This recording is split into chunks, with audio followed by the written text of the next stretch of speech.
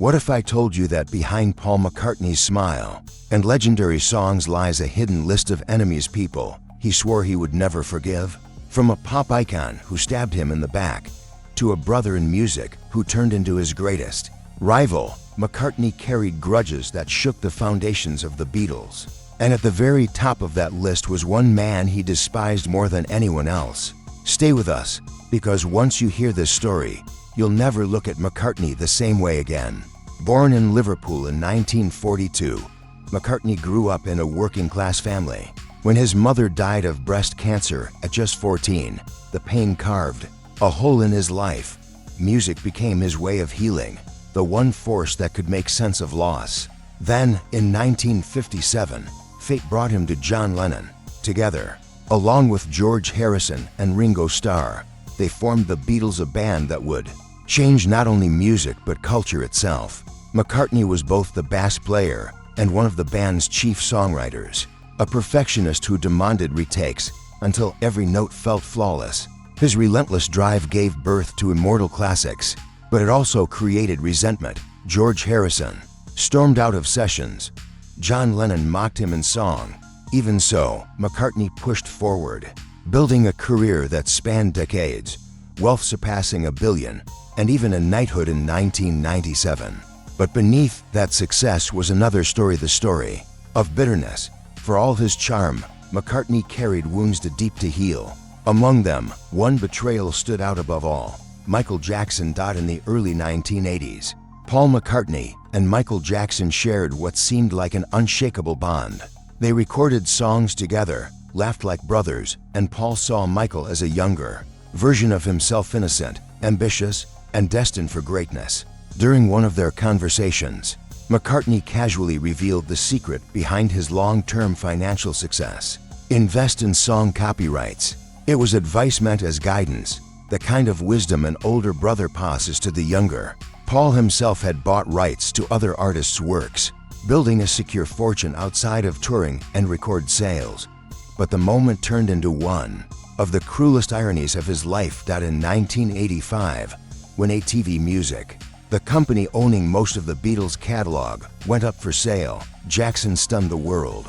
At the peak of his career, he outbid everyone, paying $47.5 million to become the owner of the very songs McCartney and John Lennon had written together.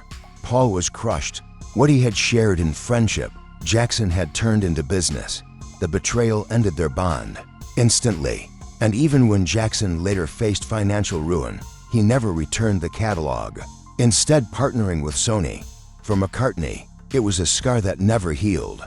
Arguments became explosive. McCartney, obsessed with perfection, often pushed George Harrison to replay parts again and again. At one point, Harrison snapped and walked out, furious at Paul's control. Lennon accused McCartney of being an artistic dictator, while Paul viewed Lennon as sabotaging the band's discipline. The relationship collapsed. McCartney took the drastic step of suing the other three members to dissolve Apple Corps, the Beatles company. Lennon saw it as betrayal. The world saw it as Paul destroying the Beatles. Then, Lennon struck back with music. In 1971, on his album Imagine, he released How Do You Sleep, a brutal attack on McCartney. With lines like, "The only thing you done was yesterday," Lennon reduced Paul's genius to one song, mocking his pride. McCartney admitted later that hearing it felt like a knife to the heart. He retaliated with his own music, embedding barbed lines in Too Many People, a not-so-subtle jab at Lennon and Yoko. The two once inseparable friends had become enemies in the public eye. But fate had other plans. On December 8, 1980, tragedy struck. Outside the Dakota Building in New York City, Lennon was gunned down by Mark David Chapman, a Disturbed fan. Just hours earlier, Lennon had signed an autograph for Chapman, unaware he would soon return with a revolver. For bullets ended not only Lennon's life, but also any chance of reconciliation with McCartney. When reporters shoved microphones in Paul's face, he muttered only, "It's a drag," to the world. It sounded cold, detached, but the truth was different. Paul was shattered, too broken to cry on camera. Years later, he admitted Chapman hadn't just killed John Lennon. He had stolen the Beatles' last chance to heal. McCartney called Chapman a coward and refused to utter his name in interviews. He carried that grief like a scar for life. The conflicts weren't limited to Lennon. McCartney's relationship with Yoko Ono was one of the most enduring sources of bitterness. When Yoko entered the Beatles' world in 1968, McCartney felt she invaded sacred creative space. For decades after the breakup, Paul publicly hinted that Yoko's influence was a key factor in tearing the band apart. Yoko, for her part, dismissed Paul's music as lightweight and even once named him the least important Beatle in a Rolling Stone poll. The battles didn't end with words. For years, the two fought over songwriting credits, whether songs should be labeled Lennon-McCartney or McCartney-Lennon. Paul saw Yoko's refusal as an attempt to erase his legacy. Then there was George Harrison, talented but often overshadowed. George grew increasingly frustrated by McCartney's domination in the studio. Paul frequently dismissed Harrison's ideas, rejecting guitar parts or reworking them. During the sessions for Let It Be, Harrison finally snapped, telling Paul, "I'll play whatever you want, or I won't play at all," before walking out. Their relationship never fully recovered. Even after the breakup, legal disputes over Apple cores kept them at odds. Harrison once remarked that working with Paul was like having your hands tied. To McCartney, George's rebellion was a wound that never healed. But perhaps the deepest cut came not from a Beatle, but from their manager Alan Klein. After Brian Epstein's death, the Beatles needed someone to manage their empire.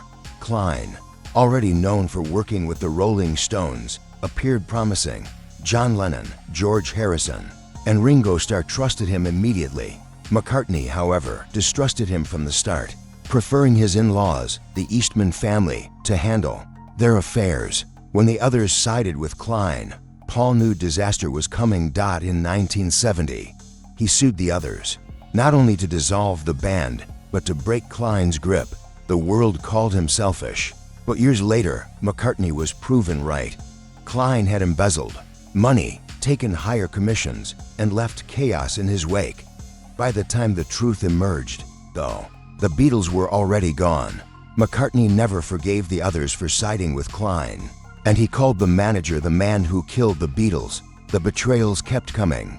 When Klein brought in producer Phil Spector to finish Let It Be, McCartney's fury boiled over. Spector, famous for his wall of sound, layered Paul's gentle ballad The Long and Winding Road with choirs, brass, and strings, completely drowning its intimacy. Paul was horrified. He wrote letters demanding the additions be removed, but they were ignored. When the album was released, the song topped the charts, but Paul called it a dirty victory. Decades later, he would release Let It Be naked, stripping away Spector's additions in a move that finally gave him justice. And then, across the ocean, another insult arrived from Frank Sinatra. At first, Paul admired Sinatra, seeing him as a symbol of an earlier era of elegance. But Sinatra openly dismissed rock music as garbage. Worse, he mocked Yesterday, calling it the saddest song he'd ever heard, turning Paul's proudest achievement into a punchline. On stage, Sinatra introduced George Harrison's Something as the greatest Lennon-McCartney song, erasing Harrison's authorship in front of the world. To McCartney, it was another slap, proof that Sinatra never respected the Beatles as equals. So why did McCartney never reveal this list of enemies while all of this unfolded? The answer lies in image and legacy. To the public, Paul was the cheerful Beatle, the optimist, the man who sang about love. If he had publicly declared his grudges, he would have looked bitter, petty, even cruel, especially since so many on that list, from John Lennon to George Harrison and Frank Sinatra, were dead. Silence became his weapon. He chose to respond through music, embedding his frustrations in songs like Too Many People. While keeping his public image spotless, McCartney understood something vital. The Beatles were not just a band, they were a symbol of peace, unity, and love. To tarnish that memory with open hatred would risk shattering one of the most powerful legacies in music history. So he chose restraint. He chose to carry the scars quietly, and in doing so, he preserved not just his reputation, but the myth of the Beatles themselves. And so, even after decades of betrayal and heartbreak, Paul McCartney still stands tall, smiling, singing, and proving that love outshines hate. His music has outlived every grudge, every enemy, and every painful chapter of his past. Because when the lights dim and the last note fades, it's the melodies that remain, not the bitterness. If you enjoyed this story, don't forget to like, share, and subscribe for more untold truths behind the legends. Thanks for watching.